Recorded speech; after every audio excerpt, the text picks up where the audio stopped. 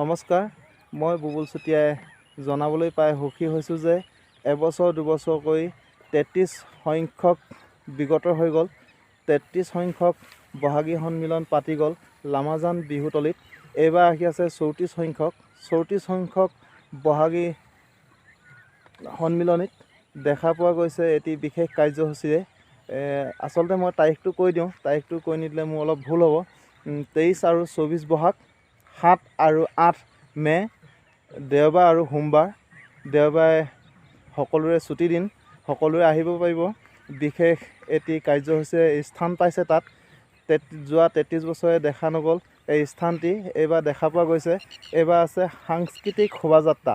সাংস্কৃতিক শোভাযাত্ৰাত অংশগ্ৰহণ কৰিব অসমৰ বিশিষ্ট কৌতুক অভিনেতা অৰুণ হাজৰিকা। আহক অৰুণ হাজৰিকাক আমাক যদি ইমান ওচৰৰ পৰাই চাব পাৰোঁ, তেখেতৰ হাতত হাত ধৰি খোজত খোজ মিলাই সকলোৱে শোভাযাত্ৰাত অংশগ্ৰহণ কৰোঁ।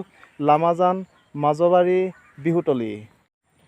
শোভাযাত্ৰাৰ আগত থকা সকলো কাৰ্য যাতে সময়মতে সম্পূৰ্ণৰূপে সুচাৰিত হয়, সেয়াই আশা কৰোঁ। সকলো প্ৰতিযোগীয়ে যাতে সকলো প্ৰতিযোগিতাতে অংশগ্ৰহণ কৰে। 24 তাৰিখে আছে সাংস্কৃতিক সন্ধ্যা। সাংস্কৃতিক সন্ধ্যাত কোন আহিব তাক লৈ আহিম মই আৰু এটি ভিডিঅ'ত।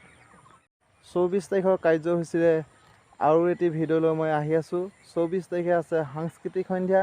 সাংস্কৃতিক সন্ধ্যাত কোন আহিব তাক মই কৈ আছোঁ অন্য এটি ভিডিঅ'টি চাই থাকিব। ভাল পালে লাইক কৰিব, শ্বেয়াৰ কৰিব, কমেণ্ট কৰিব। ভাল পালে ছাবস্ক্ৰাইব কৰি দিব।